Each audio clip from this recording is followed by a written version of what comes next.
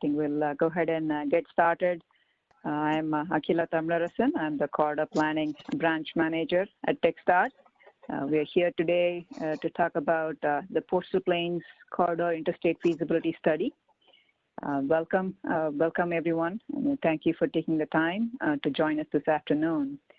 So we'll just start off with the overview of the study, and our intention is to get your feedback and input on this particular study.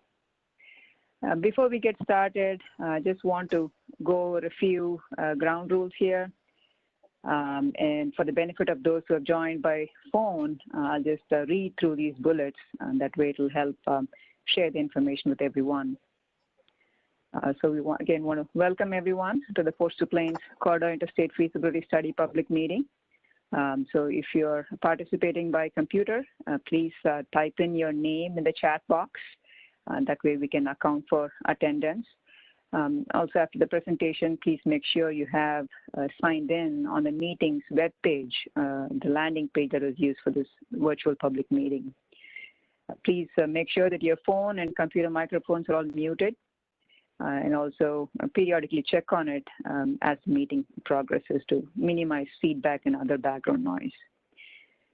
To share a comment or ask a question, you may add it to the chat box on the right side of the screen. And for those of you who are joined by just phone, please feel free to unmute yourself and ask the question. We'd be able to answer that. And then after the presentation towards the end, we have a separate session for question and answer. So attendees can unmute themselves, all the devices at that time, and also ask questions if you prefer to do so. So throughout the presentation, we also have our study team who will be monitoring the chat box. So please feel free to ask questions there as well. The purpose of today's meeting is to provide the public an opportunity to learn about the Postal Plains Corridor Interstate Feasibility Study, and to provide input on the preliminary recommendation that has been provided by the Postal Plains Advisory Committee. Now the presentation will include both audio and visual components, and it will be made in English. This meeting is being recorded, and the recording will be available for public view until Thursday, September 10th. Again, please make note of the date. It will be available until Thursday, September 10th.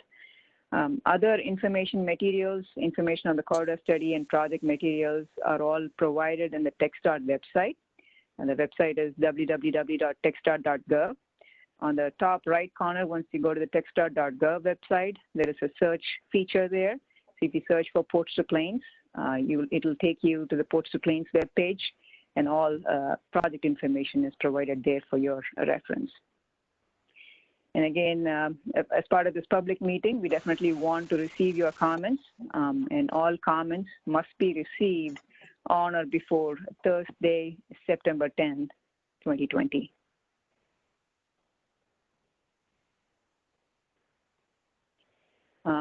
You could provide comments in many different ways.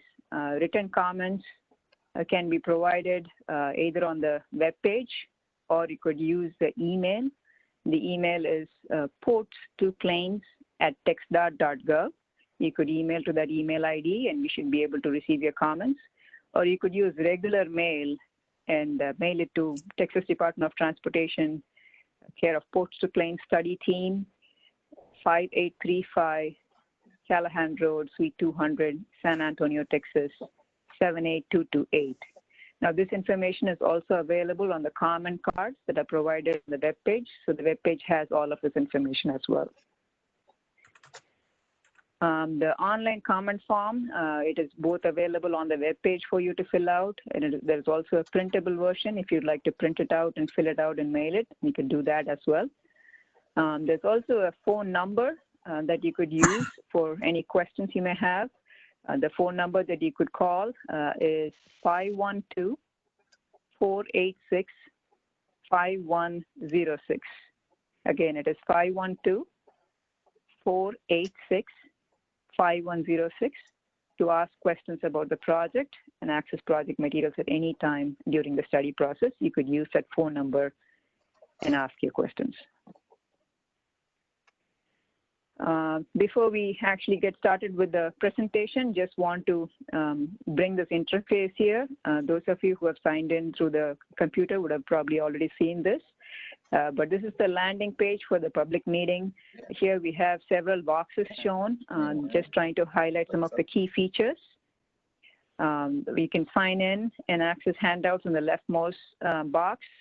Below that, you have the recommended projects maps. And then towards the right, you have the ability to submit a comment over there. So those are some of the features that are available to you at the project webpage for this public meeting. Again, definitely want to remind everyone that your participation is very critical to us. We are definitely looking forward to receiving your input on the Ports to Plains Corridor feasibility study. So please feel free to provide your input and comments in whichever method you prefer. With that, I'll go to this overview slide. The discussion has been divided into 4 different sections. The first section will focus on giving you an overview of the House Bill 1079, which required the study to be done. We'll then look at section 2, which will talk about the feasibility study findings. So it's all the work that has been done over the past year that has led us to today where we are with the recommendations. So all the analysis that has been completed, all the work that has been done, and our study findings will be summarized for you in that section. Section 3 is where we'll present the advisory committee, the Ports to Plains Advisory Committee's preliminary recommendations. As I mentioned earlier, the primary focus of this meeting is to receive your input on these recommendations. So please definitely focus on that section and let us know of your thoughts. In the last section, we'll talk about the Ports to Plains Advisory Committee's implementation plan, or the staging of the different projects that are being recommended by the Ports to Plains Advisory Committee. Those are the 4 sections. With that, I'll move on to the first section, which is House Bill 1079 overview. Now, the House Bill 1079 requires TxDOT to conduct a comprehensive feasibility study of the Ports to Plains corridor. This is as per the Texas Transportation Code. This is just a verbatim from the actual bill. The study must evaluate the feasibility of costs, logistical matters associated with the improvements of the corridor that create a continuous flow 4-lane divided highway. So that is just for your reference there. So that's the bill that required TxDOT to conduct the study, and that's why we're here conducting the study. The bill required that the Ports to Plains Advisory Committee be formed, and also the corridor segment committees to be formed. And as per the requirements, these committees were established. The Ports to Plains Advisory Committee is required to meet twice annually. We have actually met more than twice. And then the membership for the advisory committee, as required by the bill, is restricted to the elected officials along the corridor. The Ports to Plains Committee has been working very closely with the corridor segment committees.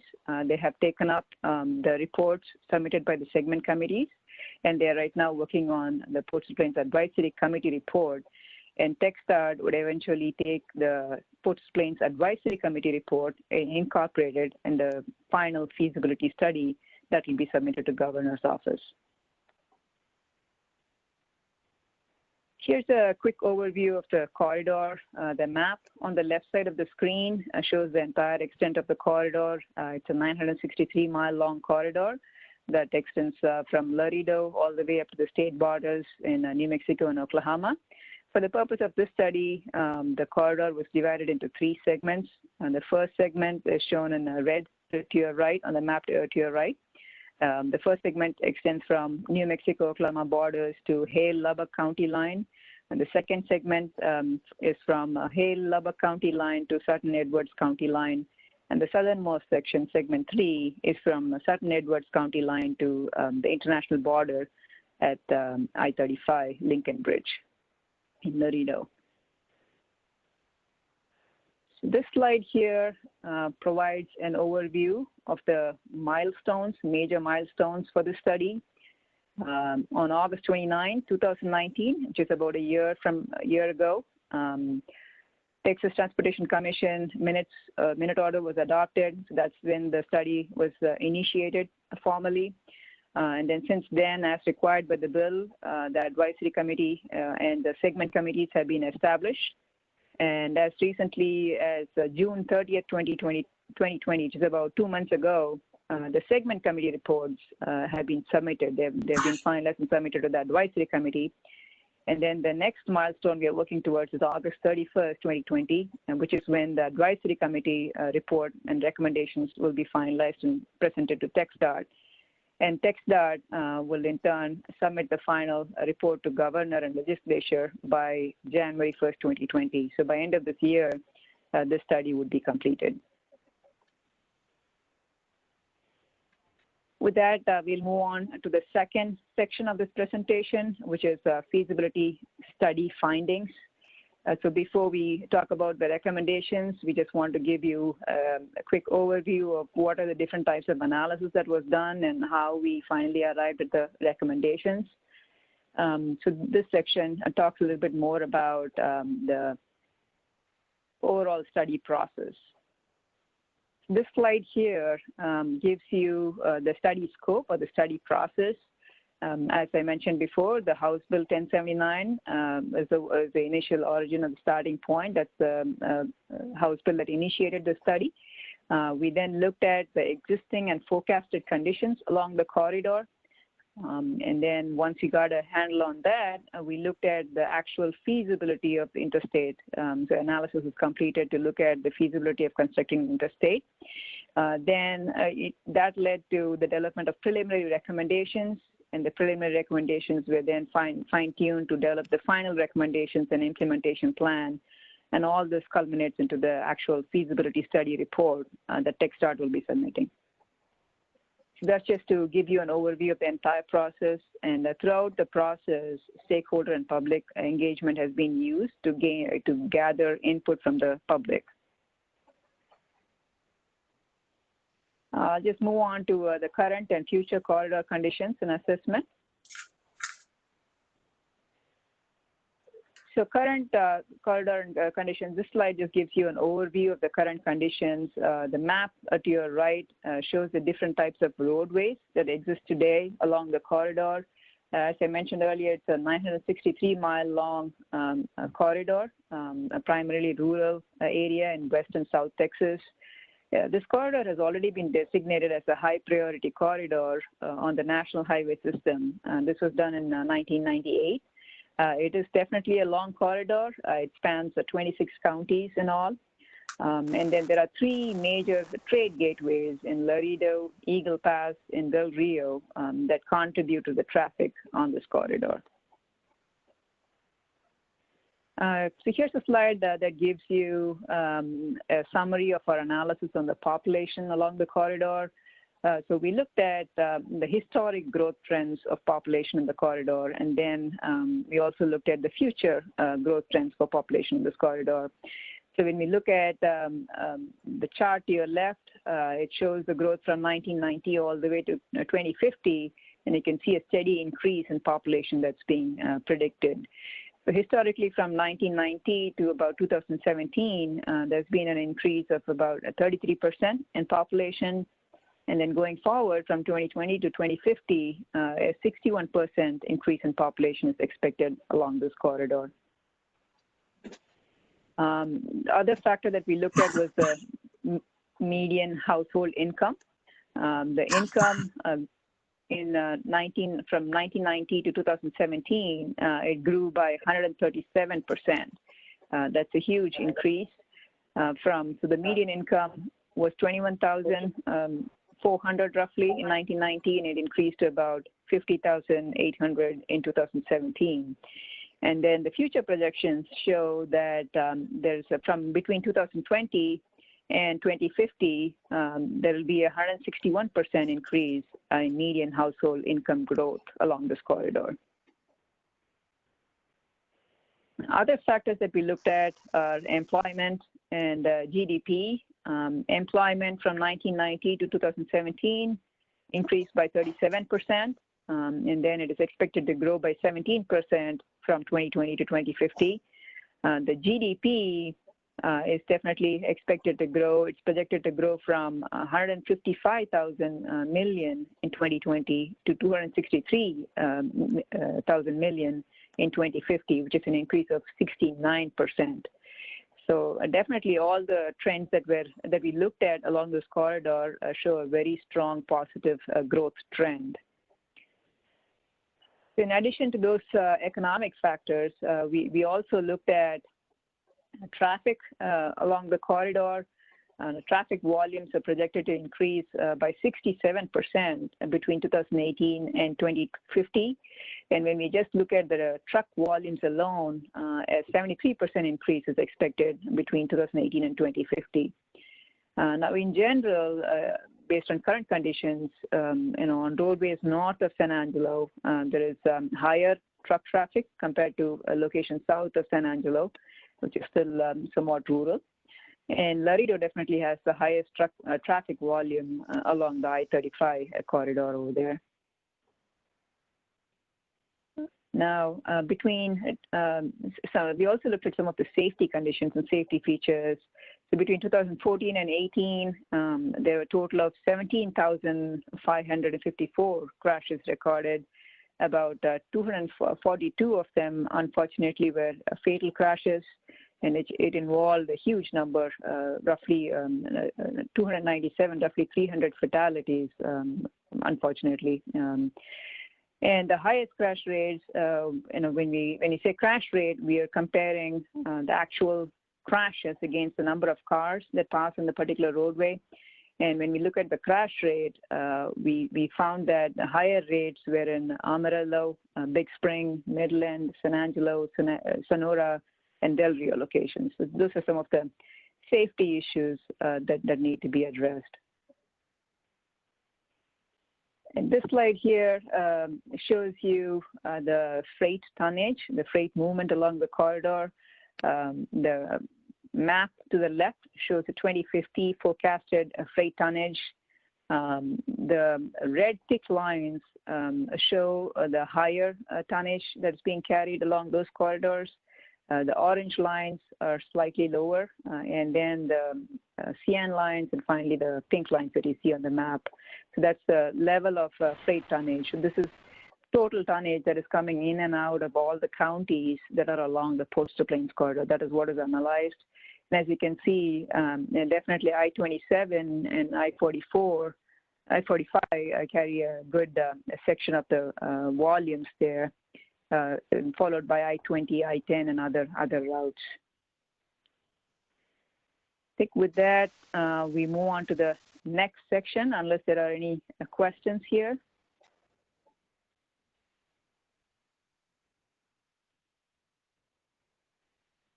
Okay, I'll now pass it on to our study team, Wendy, if you want to talk about the analysis and findings. This is Wendy Travis. I'm a member of the study team, and I'm going to talk about the analysis and findings. So we really looked at the goals that were in House Bill 1079, and we analyzed the existing current corridor with planned and programmed projects in 2050 against an interstate facility in 2050. So first we looked at how the corridor would facilitate freight movement. So the interstate is projected to carry about 5,100 trucks per day by 2050, and that would be an increase of about 34% over the non-interstate in 2050. In addition, we found that the interstate will provide improved travel times and additional capacity to address some of the peak demand in the corridor and for delays in the corridor and surrounding areas. So next we looked at the ability of the energy industry to transport products to market. And what we found is the interstate is projected to add about 76 million freight tons, and that's about 99% above the non-interstate in 2050. We also found that roughly half that freight tons are energy related in the corridor. So it really will make a big improvement for the industry to move their energy products to market. We found that a significant portion of the freight is expected to remain energy related in the corridor in 2050, and the interstate will provide improved travel times, will increase the market access for the energy industry, and enhance reliability for them to transport their products to market. So next I'm going to talk about congestion relief. So we looked at how the interstate might relieve congestion, and really what it will do is it will relieve congestion on other corridors. So it will increase capacity and also improve access. So that will pull some traffic off of other corridors. It will actually divert traffic off of several corridors, including US 385, FM 1061, State Highway 354, as well as US 287. We found that it would have moderate diversion from I-35 and also some diversion from other key national corridors such as I-40, I-70, and I-10. So overall, the corridor, upgrading the corridor to an interstate standard would actually help to relieve congestion on other corridors in Texas and in the nation. So we also looked at the ability of the corridor to promote safety and mobility. And Kayla presented some of the data for the existing safety and mobility. But what we found when we looked at 2050 is that the interstate upgrade would actually reduce crash rates by 21% over the non-interstate. In addition, we found that the interstate would improve travel times by about an hour and a half in the corridor. So the map on the right-hand side shows existing travel times, and then it shows the reduction. So the reduction in the kind of orangish color is for the baseline, the non-interstate in 2050, and the reduction in the blue color is actually the travel time savings for the interstate between different city pairs in the corridor. Okay. So we also looked at, one of the things the bill asked us to look at is interstate suitability of the corridor, of the existing corridor. So there's three methods really to obtain interstate designation. The first one is for the USDOT secretary to designate the corridor if the corridor currently meets standards. And currently, when we evaluated the Port Plains corridor, most of the corridor does not currently meet interstate standards. The second method is for TxDOT, that TxDOT could submit a proposal to the USDOT secretary requesting designation as an interstate. The third method is that Congress could actually designate the corridor as an interstate. We also developed cost estimates as to how much it would cost to upgrade the existing Port Plains corridor to an interstate standard. And basically, currently, 811 miles of the corridor is either 4-lane divided or 2-lane divided, or something less than an interstate level facility. So in order to upgrade that facility to an interstate standard would be about $23.5 billion.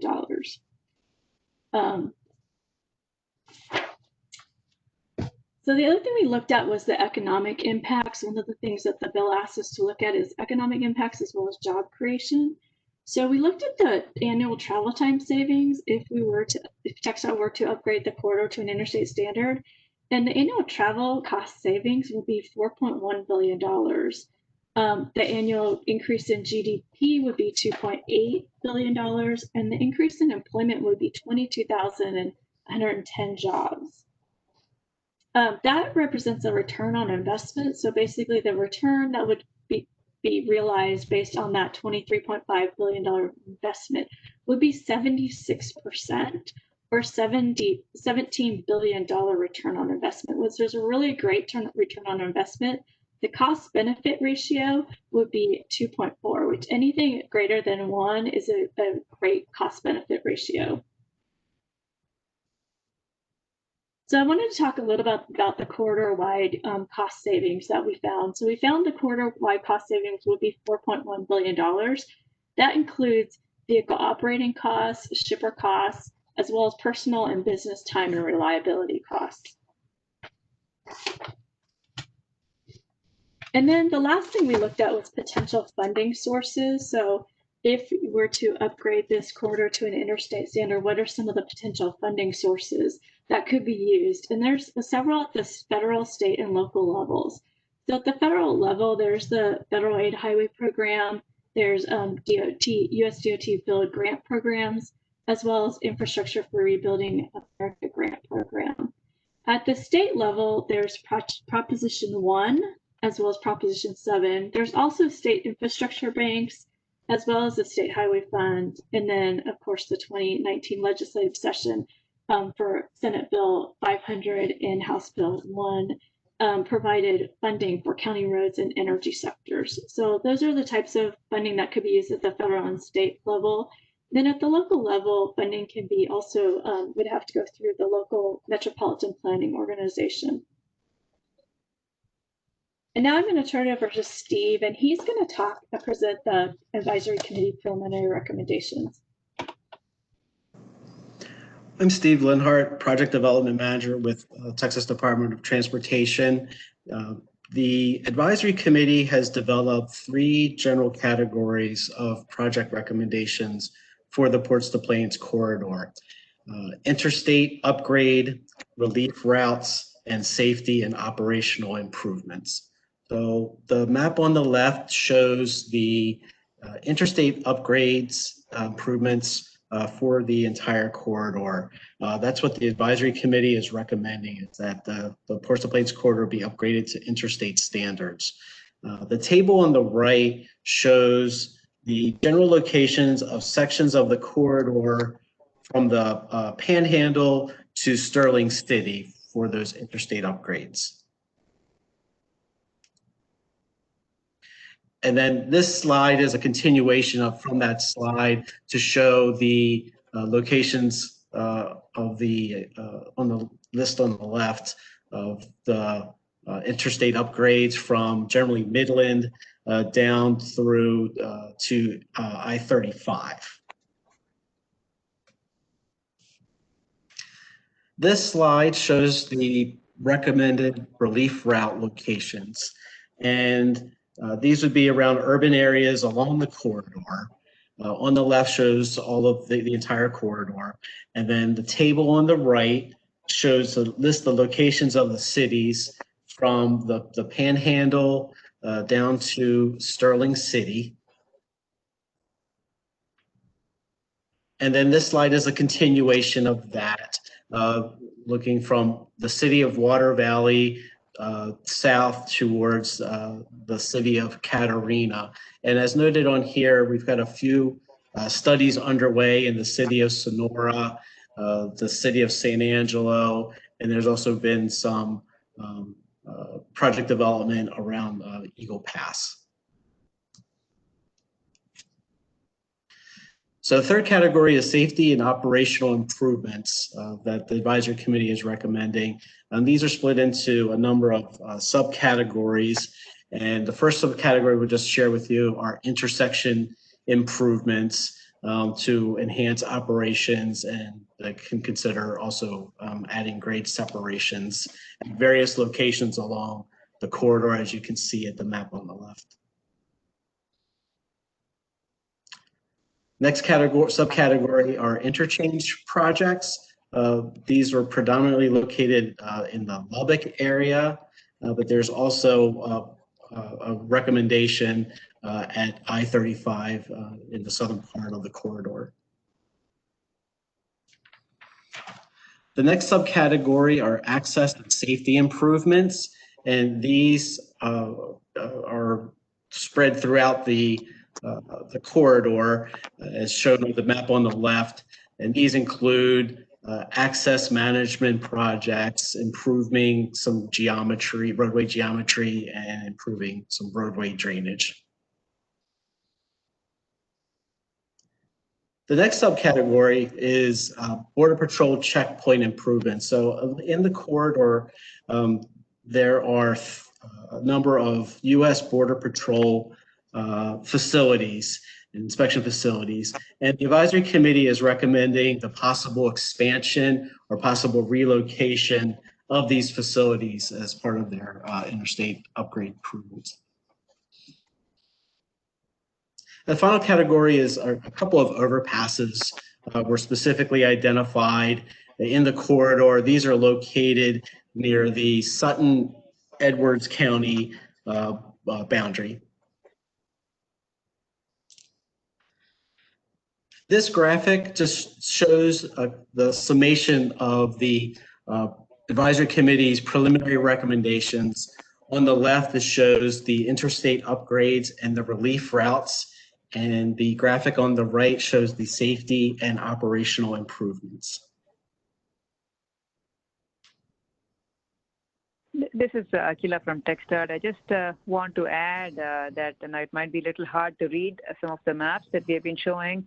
The same information is available on the webpage if you'd like to view those in detail. And it'll also be available, you can print them and you can look at them in detail, and it'll also be available as part of the advisory committee report. So if you have any specific questions on any of these in particular, definitely feel free to use the comment cards and ask us and reach out to us, and we should be able to provide the details that you're looking for.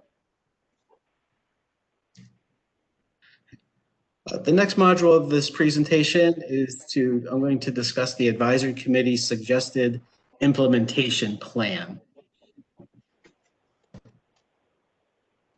So the advisory committee sort of segregated the plan into 3 time ranges: a short-term time range of 0 to 5 years, a midterm range 6 to 10 years, and a long-term range that would be 11 years plus. And various funding sources would need to be explored to construct the recommended projects, and no dedicated funding has been identified. So for projects starting in the short term, 0 to 5 years, the advisory committee has recommended 11 interstate upgrade projects and 21 relief route projects. And as shown in the graphic, these are scattered throughout the length of the Ports of Plains corridor. For projects starting in the midterm, 6 to 10 years, the advisory committee has identified 7 interstate upgrade projects and 4 relief route projects. And as shown on the graphic, these are generally mid-corridor to the north. And then for projects starting in the long term, 11 plus years, the advisory committee has identified 2 interstate upgrade projects and 1 relief route projects. And these are located at the far northern part of the study corridor near the Oklahoma and New Mexico lines.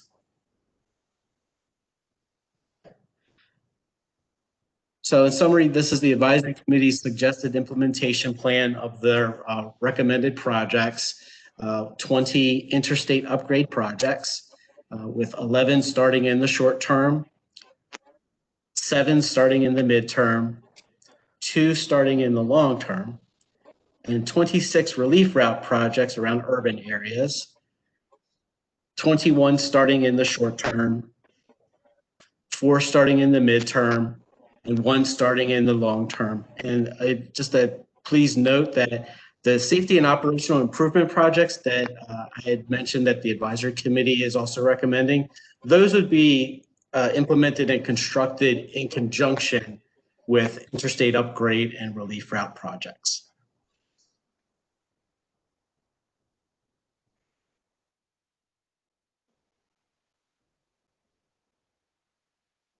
Yeah, with that, I think we'll move on to the final Q&A session of this presentation. Any questions that anybody would like to ask? I know there were some questions in the chat box our team is trying to address, but if there's anything that anybody would like to bring up, please do so at this time.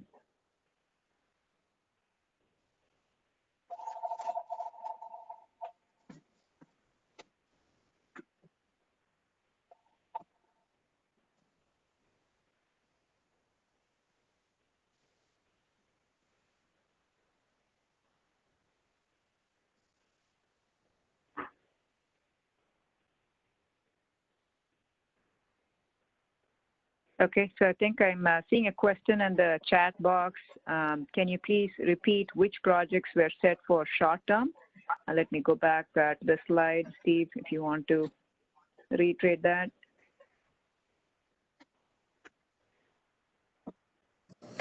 So in the short term, that would be 0 to 5 year window, 11 interstate upgrade projects and 21 relief route projects.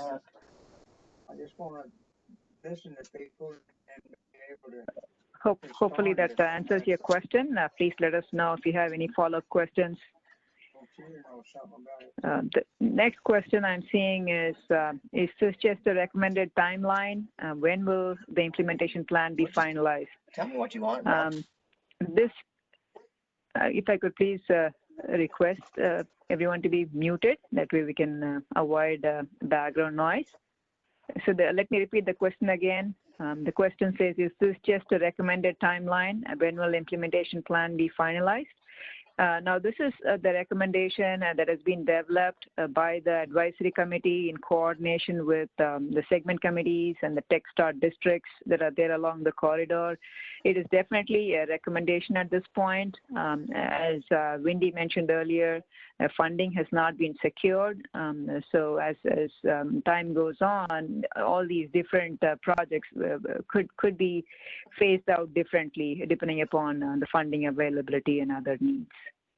But it's definitely a recommendation that is being finalized by the Ports and Plains Advisory Committee at this time. So as of now, we believe this is the best implementation plan that could be followed.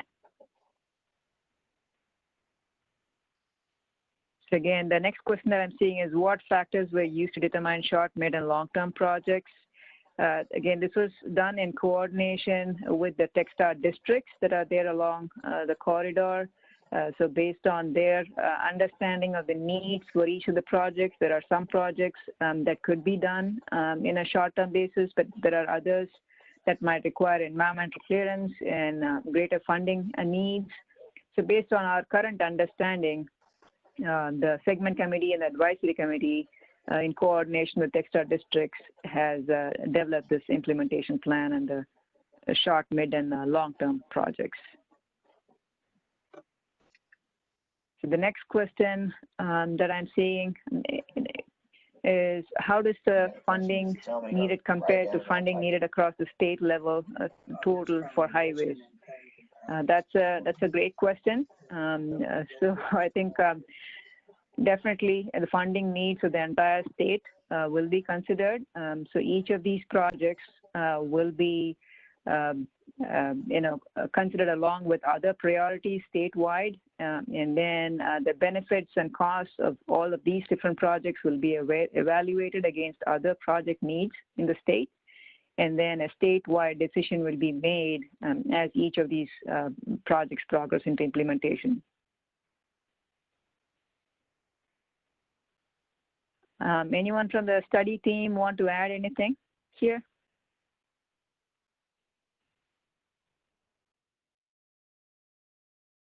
Akila, this is Caroline.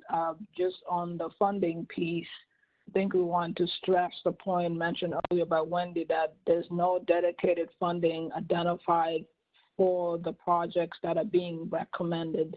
Each of these projects will have to compete statewide with other projects.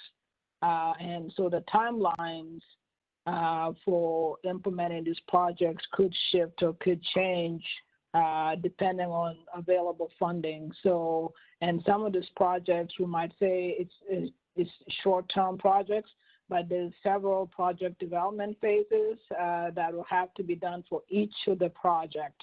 What TxDOT normally does is each of the districts will take these projects and then go through a detailed project development phase.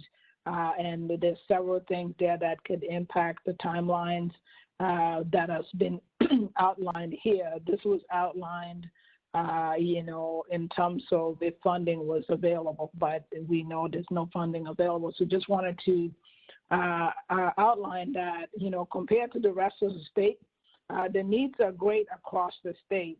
And certainly when you look at this corridor and other corridors, the needs, keep growing. And again, that's why each of these projects would have to be submitted by the districts to compete for any available funding as showed earlier. Akila.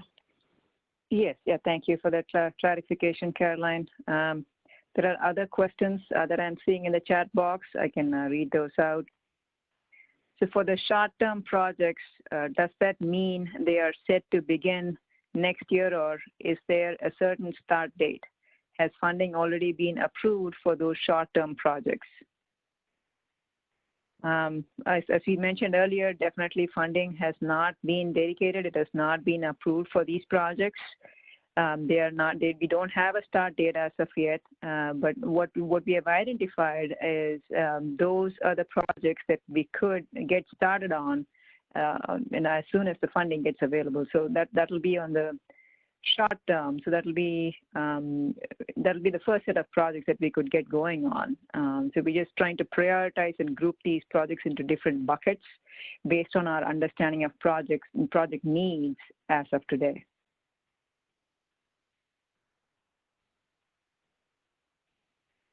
The next question that I'm seeing is, has the study group considered costs related to increased law enforcement by the various jurisdictions due to the increase in drug and human trafficking, which always follows interstate highway system? Has any consultation been done with law enforcement?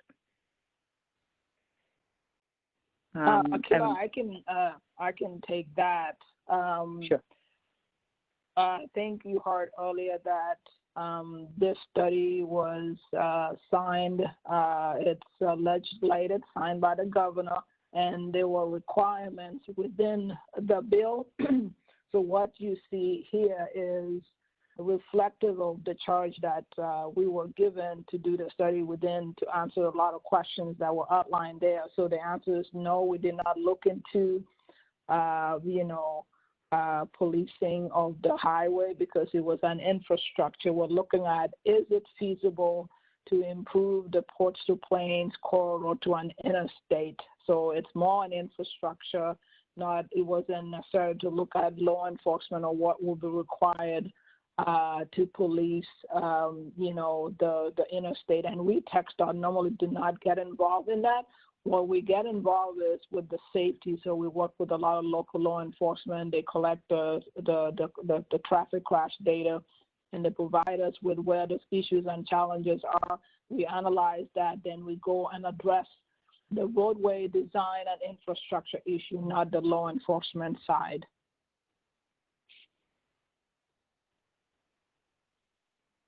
Great. Thank you, Caroline. The next question is, an interstate tie-in is an interchange project. Yes, that is correct. So it could be direct connectors, it could be looking at ramps, it could be looking at different options to tie in a particular facility to the nearby interstate. That's what we imply by that. Was interstate tolling considered for the ROI calculations for the full project? No, definitely. Go ahead, Caroline. Yeah, I was going to answer that. No, it wasn't considered, and we are in a non-toll environment, so we are not looking at tolling as an option to finance projects as, right now. That's, decision at the highest level. Governor Abbott has a non-tolling environment, so we're not even looking at any of that. So this was just looking at traditional funding, what it would cost, without looking at, what if there was a tolling option in there. Okay. The next question is, for short-term projects, does that mean construction will actually start in 0 to 5 years, or just design, etc., will start? Hopefully, I think we answered the question earlier, because we're just putting it in different buckets for now, and based on funding availability, we should be able to start on those projects. The next question. Yeah, Akila, if I can add on that, because this statement was, we're looking at the executive summary for segment 2. It shows construction for upgrading the interstate in the implementation plan to be long-term plan. So I just wanted to clarify.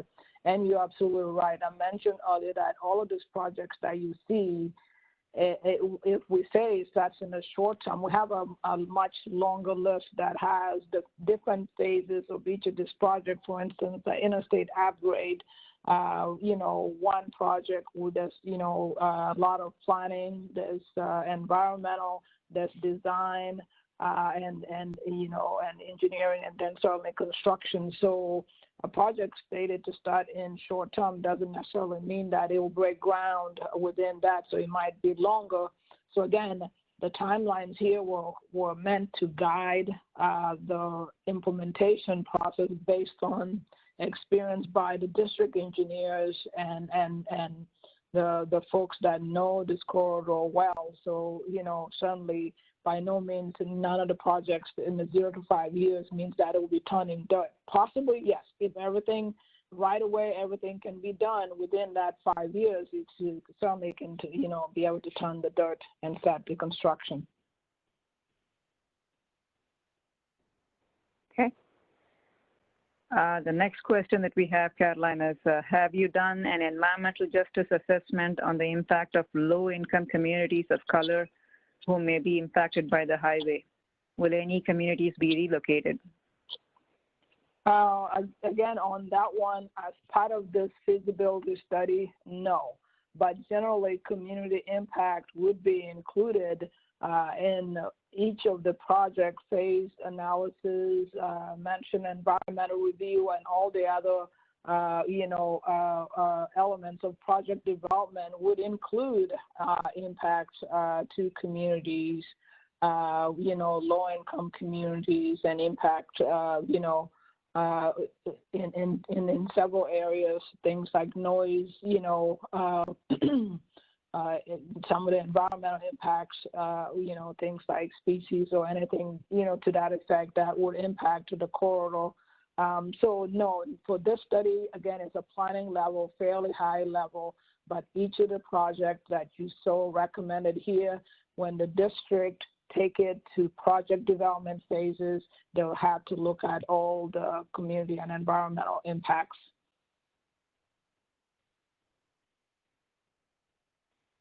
Okay, great. I think those are the comments that I'm seeing on the chat box.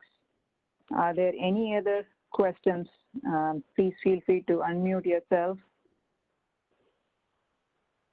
and ask over the phone.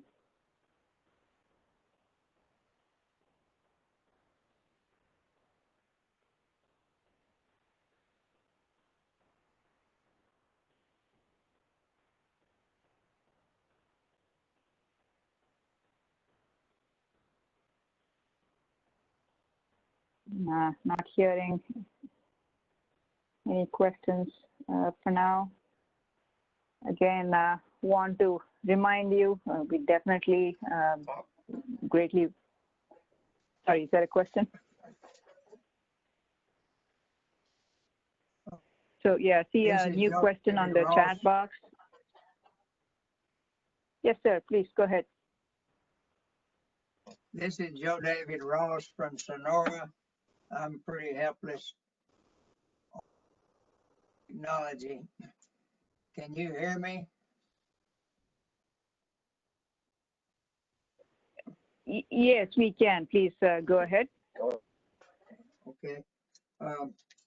What is planned in the Del Rio Edwards zone? Because from 2006 to 2011, when the committee, San Angelo would come down to Sonora, and for 4 or 5 years, we really studied that, and the emphasis was on increasing traffic from Mexico into Del Rio, from either Laredo, Eagle Pass, or directly to Del Rio to get on up. But now it's been flip-flopped. This is from Amarillo, Lubbock, just to I-10, it's Sonora. So it seems to me to defeat the initial purpose of relieving the pressure at Laredo on I-35. So can you, the other district out of Del Rio is doing, or how do we find out about that? Because it's a bigger, complex situation than just segments. Yeah, and Akila, I can take that. So appreciate the question. I think what this project is looking at is the entire corridor from Laredo all the way to the Texas, New Mexico, and Texas-Oklahoma line. And the segment 3 was primarily from Laredo all the way to I-10, and it looked at all those issues and the needs and the recommendations here. You will see from the map that was shown earlier, the projects, interstate, the committee recommended interstate upgrade for the entire corridor. So that was a universal recommendation. And then what the committee did, the segment committees did, was they started breaking the corridor in chunks on what projects would look like, because we can't build the entire 811 miles at one time. And for that region that you mentioned, there are specific projects that we actually have identified here, and the timelines, including relief routes around those towns, that's available for you definitely to review and look at. The emphasis is not necessarily, Amarillo to Lubbock or Midland. It's really looking at the entire corridor. And I think some of the committee members would tell you that the benefit would be building, really when you build the entire corridor, and really to your point, one of the biggest issues for the corridor is the trade and the truck traffic coming through Laredo. And you add Del Rio, you add Eagle Pass, all of that is coming north and going through this, through the entire corridor. But then you have agriculture and you have energy sector going south and stuff coming north. So you have a lot of things going on, but you're absolutely right. The southern piece with Laredo and Eagle Pass and the border traffic is really critical. And the message has been very clear throughout the segment committee meetings, but now also the advisory committee meetings. Hope that answered your question. Maybe privately, I've been to probably a lot of the meetings over the years, and it always explanation, but no dollars. So do we call Del Rio to find out what our friends are doing?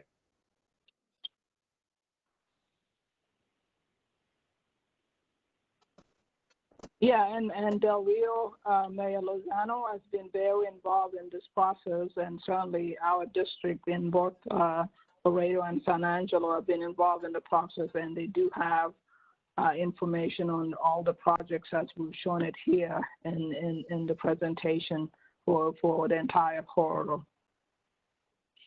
So thank you. Thank you. I'll ask another question or two after other people talk.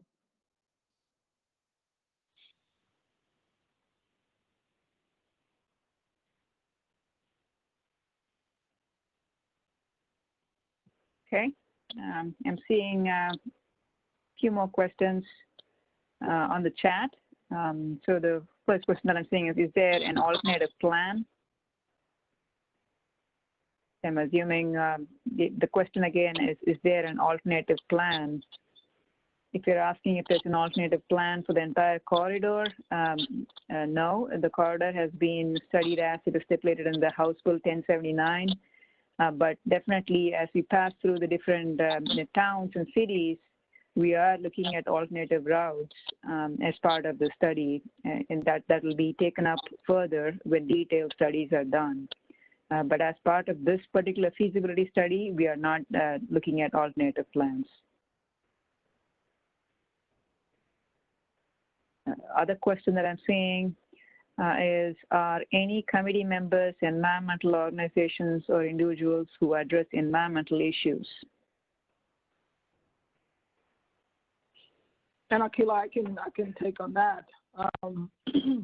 the membership of the committee was again outlined in the bill, in the House bill, on who should be on, especially the advisory committee.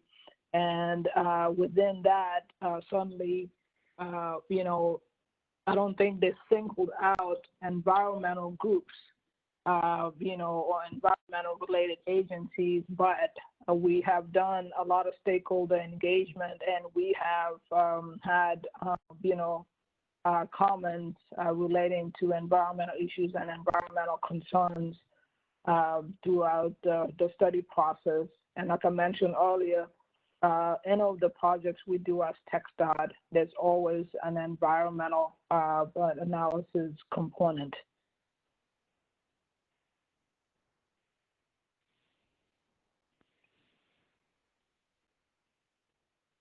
Okay, I'm seeing some follow-up questions. What do you mean by alternative routes and relief routes?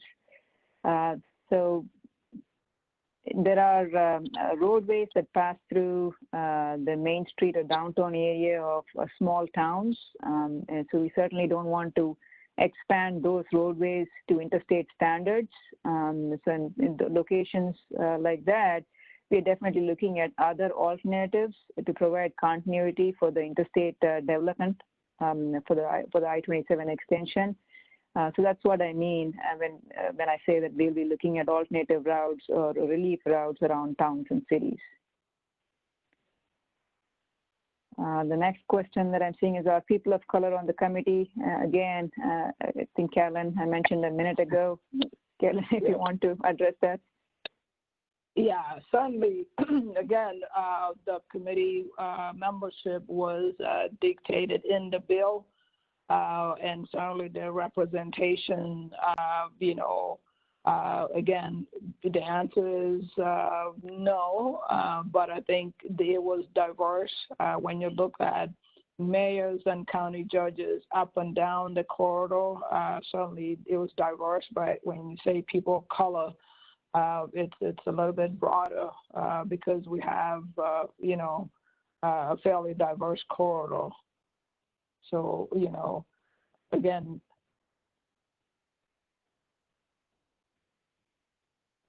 well, when you say people of color, you know, that means, you know, a variety of different groups.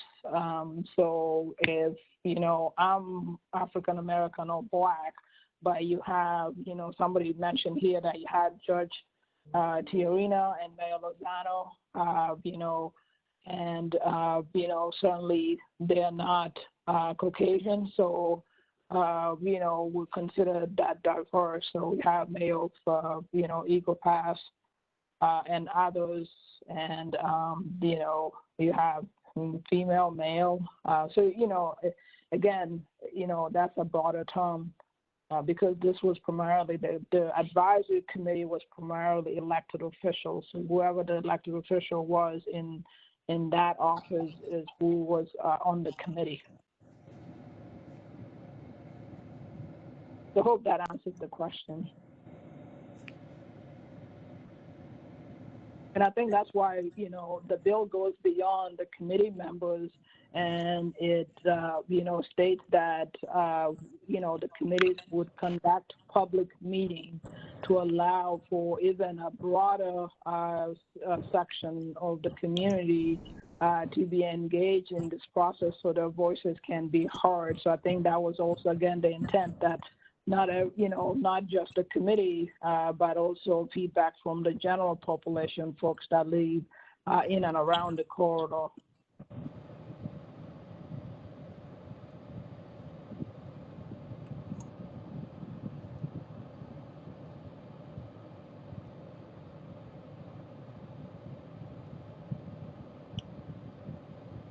All right. Are there any other questions from anyone else?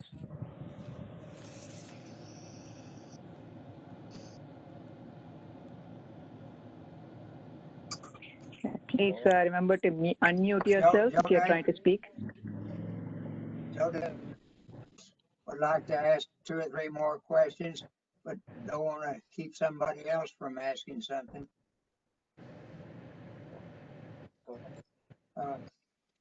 No, please We- go ahead and ask your question.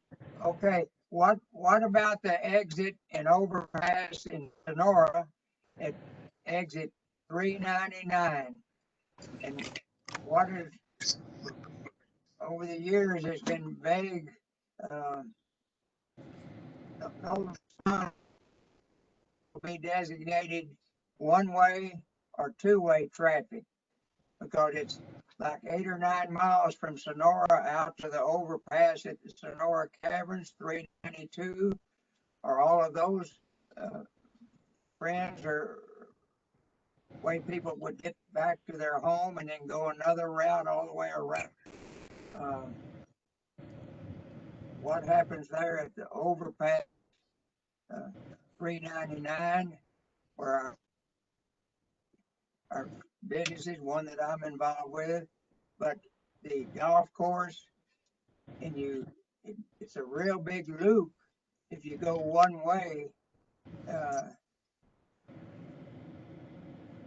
like in Sonora in front of the airport.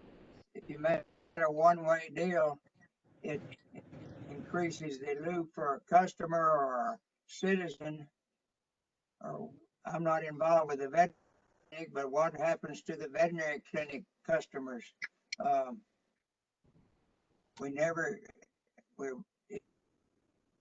to the deadline to start explaining what happens in the details around our cities.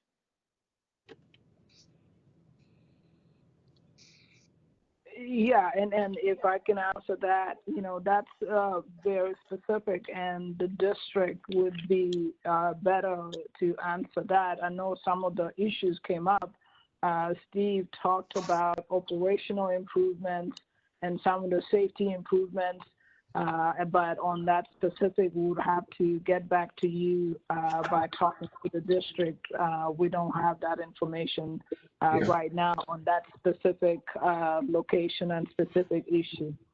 Caroline. Joe David, this is Randy Shields. Can you hear me? Yeah. Thank you. Good. So I understand what your question is and what your concerns are.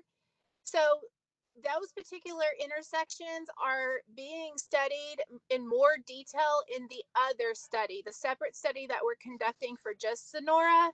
And this Ports to Plains meeting is the bigger kind of broader overview of the corridor along the whole district. We do have some information that we've been working on for that. We haven't set an established intersection and what it's going to look like yet. But if you want to call me and let's schedule an appointment so that we can kind of walk through this, and I can create a meeting much like what's going on here and kind of just show you the information that is on that other study. Does that sound like a good plan? This has to be done, is that right, by final plan to be presented in Austin January? No, they're not going to have all of the details worked out on every city for the Ports to Plains study, which is what this meeting is. We are further along for Sonora and in those areas that are going to impact you directly on the Sonora feasibility study, which is a separate study. It can get a little bit confusing because they're kind of running at the same time, but that one's actually a little further ahead. Okay. So, well, thank you. Thank no you, problem. Andy, and interrupt you too much. The details No, are the key thing. not at all. We're thankful that, the community has someone like you that is genuinely concerned and cares and that wants to be involved, and we appreciate that. But please, tomorrow, about 1 o'clock or so, if you could give me a call in the afternoon, I'll set up a meeting time, and it'll look just like this with a WebEx where I can show you the screen and I can walk through what we've got going on that one. Does that sound like a good plan? It with Judge Smith and all the other concerned and positive citizens. Yes, we'll do that too. Yeah, thank you, Randy, and thank you, Mr. Ross, for your comments. Certainly, follow up with Randy, and then, we can provide you additional information on those projects, but also if you want anything just specific to the Ports to Plains study as well. So thank you for your comments.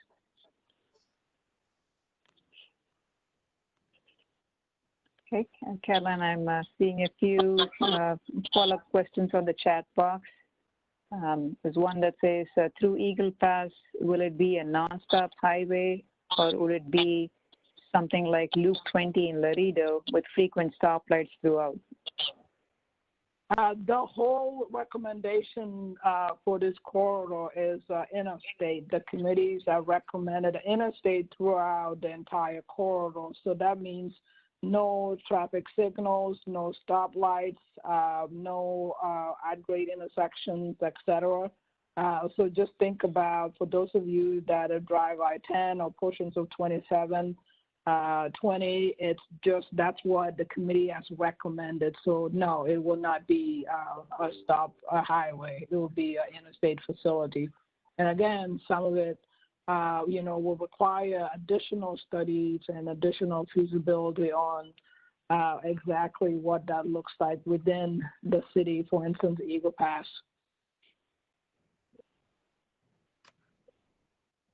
Yep. The other question that I'm seeing is, will this interstate project cross tribal land? If so, were any American Indian tribal councils consulted? Well, with that right now, what is being proposed is improving existing roadways. And as I mentioned earlier, this was high-level planning study.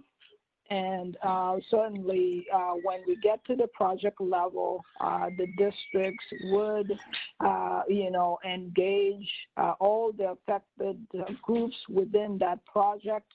And that is much more detailed. In this case, what we did was, like what we're doing now, we've held meetings during the segment committee meetings. We held meetings throughout the corridor, Laredo, Del Rio, San Angelo, Lubbock. So we held a lot of meetings throughout the corridor to reach out to all the stakeholders, but specifically, reaching out on our part was really to make sure that all the stakeholders, we have a long stakeholder list that really we felt was inclusive.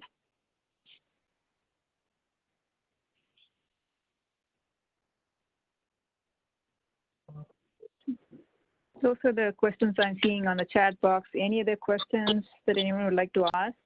Please feel free to unmute yourself.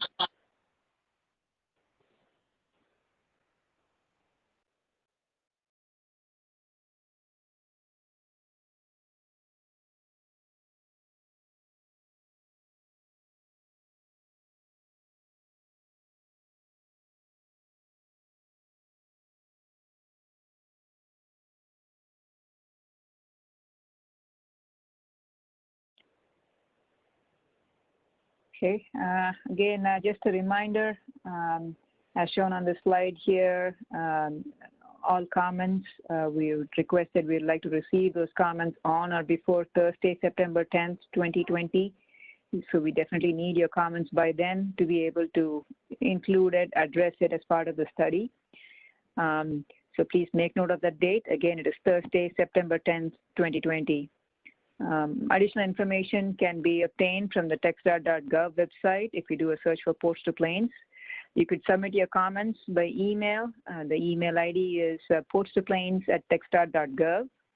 You could also mail it. Again, I'll read out the address for those who are on phone. Texas Department of Transportation, care of Ports to Plains Study Team, 5835 Callahan Road, Suite 200, San Antonio, Texas, 78228. All of this information is also available on the web page and on the comment card that you could use to submit your comments. Any other questions?